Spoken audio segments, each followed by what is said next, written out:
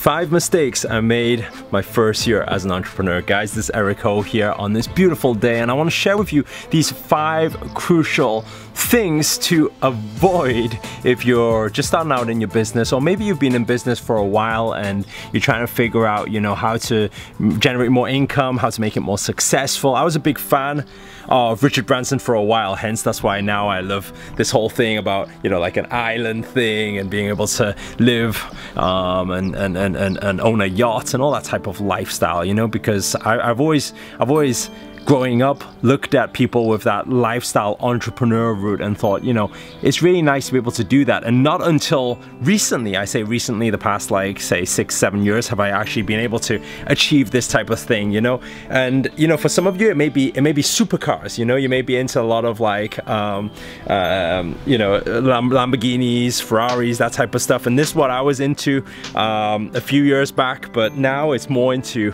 yachts and lifestyle living, not so much the fuel, high fuel consumption stuff, polluting the air and stuff. And there's a few crucial points that I want to share with you here. The first one being this: put your eggs in one basket. Now, what does this mean? I mean, being a big fan of Richard Branson, I used to always think, okay, I want to set up multiple companies, all in different industries and with different products and different services, and I wanted to do it all straight away. And you might have heard the saying when people say, don't put all your eggs in one basket, right?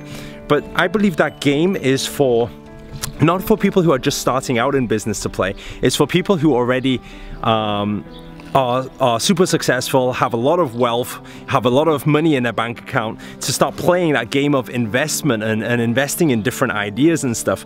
Because if you track back to all the most successful entrepreneurs out there, when they first started, they all invested in one thing. They put all their focus into one thing, because understand one thing, my friends, that when what you focus on expands, the moment you divert your focus, your attention, your energy, your money is also put in different places. And when you do that, when you're just starting out, it could be quite dangerous, because it takes a lot to actually get a business working and building those solid foundations before you can start diversifying. So instead, I would say, put all your eggs in one basket. The second thing I would say is learn to manage your money most effectively. Look at it this way, because most people, when we're growing up, what happens is we're brought up in a society where it doesn't teach us much about money. What does it teach us? It teaches us more to do with how to make money and how to spend money. It doesn't teach us anything about saving money.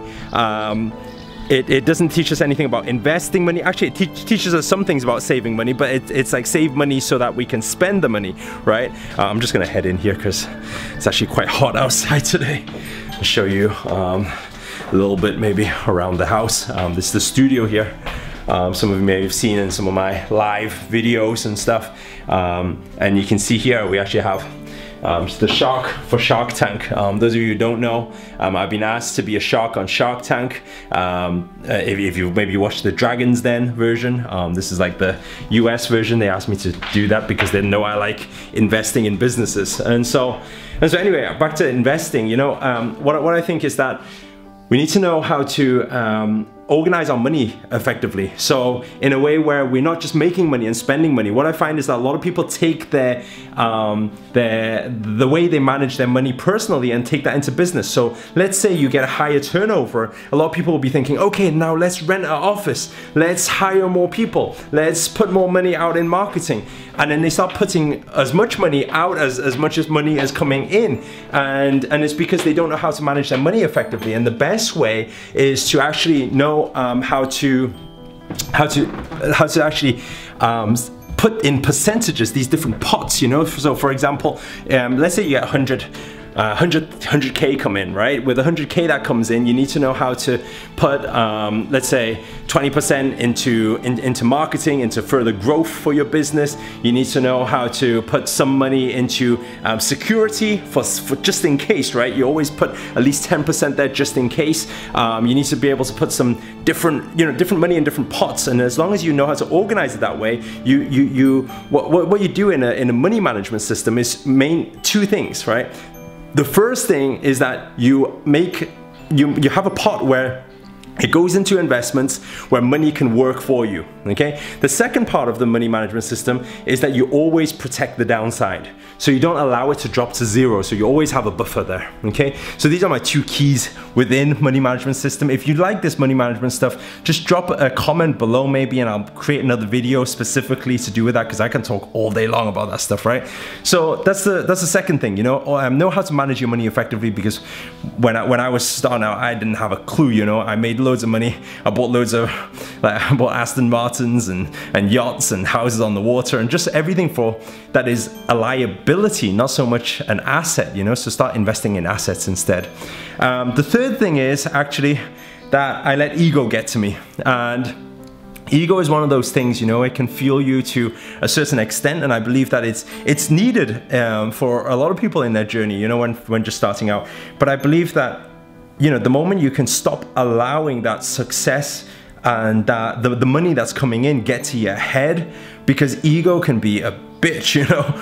I found that within my journey when I first started out, it was all about, you know, I got all that success and I had that need to show it all off, but then, you know, what you find is that the moment you feel you've got control, and this is a little bit on the spiritual side, I guess, if you believe in the principles of the universe, is that I believe that the moment you feel you've got control, you have no control. And so we always need to allow instead, just be humble, stay humble, you know, in that sense anyway. And so don't let it get to your head. The third thing was ego. That kind of got to me. The fourth thing is don't feel that you've made it. And what does that mean? It means yes, you have to celebrate all wins. I believe that, you know, when you've done something great, then celebrate. But aside from that is don't let it. Don't think you already know it all, because the moment you think you know it all, what you do is you block your mind from learning anymore. You stop yourself from growing. You stop yourself from expanding. And you know, they say that if you're not growing, you're dying, you know. Every day that passes by, we can't get back, you know. Every time is our greatest asset. So how do we constantly grow? I think is very, very important. So don't think you know it all. Keep your mind open and learn to be students all of your life, you know. This is something that I didn't know at the beginning, so it caused a bit of chaos. The final thing, the fifth thing I want to share with you is something that's very close to my heart, is take whatever you're creating, you know, take a percentage of that and give it away, pay it forward, put it towards some, you know, some other communities who need it right now. I believe this whole principle of sowing and reaping. I believe this whole giving and receiving. That's just how.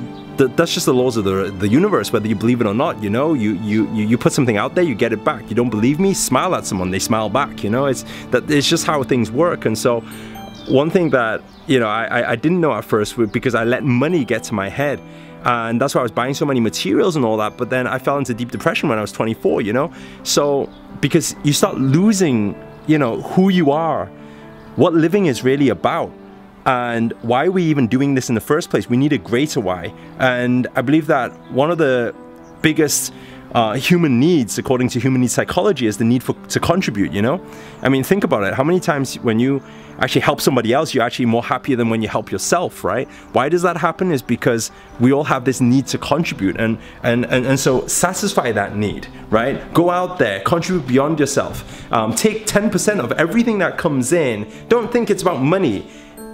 Think about what good the money can do out there. You know, we put a charity out there. It's called H Giving. You can check it all out. I'm actually flying out there in a week as well, out to Kenya. And I've been doing that for 7 years now, you know, and prior to that, I was suffering from depression. I didn't know why I was doing what I was doing. But now, today, that becomes my purpose, and it becomes my driver. And ever since then, I've been able to achieve more and more and more in life. And the reason behind it is because I have a very strong purpose and that desire to help people, to make a difference to people's lives. So all I encourage you to do is, you know, whatever it is you're earning, to take 10%. And give it away, help people with it. And some of you will be thinking, but I haven't got that 10% to help. Then make more money, and then you have the 10%. And then you're thinking, but that 10% is insignificant. Let me tell you something, every little bit makes a difference, and this is all habits. Once you form these habits, it never changes, you know? The bigger you become, the more of a philanthropist you become, and the more people you can help out there. And so I just thought I'd share these 5 things with you, because most people who go into business these days, they think they're entrepreneurs, but they kind of just throw all their money into it, or lose all their money, lose all their savings. And you know, stats show that 90% of all businesses fail within the first 5 years, you know? That's the majority of people investing all their money. So I just want to leave you with that, guys, the 5 points. And if you've enjoyed this, make sure to give me a thumbs up. Comment below if you'd like to hear about anything else around entrepreneurship or inspiration, success.